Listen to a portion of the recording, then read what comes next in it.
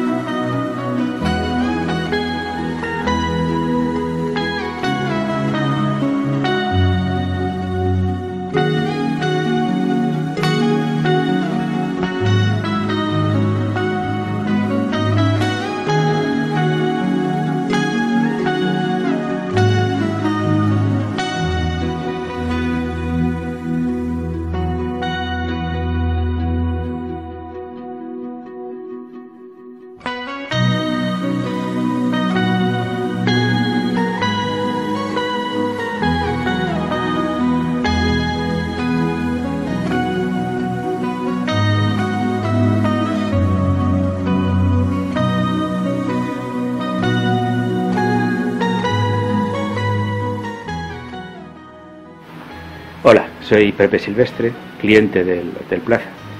Menos habitual de lo que quisiera, pero bueno, aquí estoy. Y os voy a leer lo que un día encontré en el libro de visitas, escrito por Laura Sipán, y trata sobre los sentimientos que le producía su estancia en este sitio.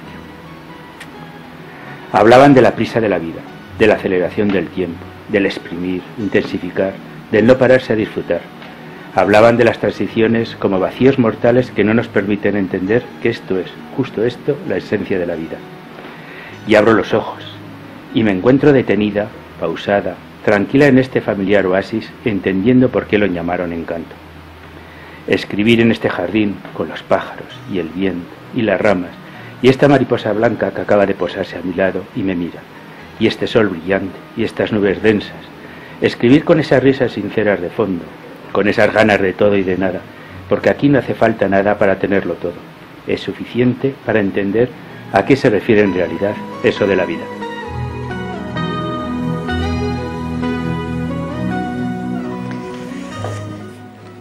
Un escritor, Óscar, me hizo una dedicatoria que os la voy a leer.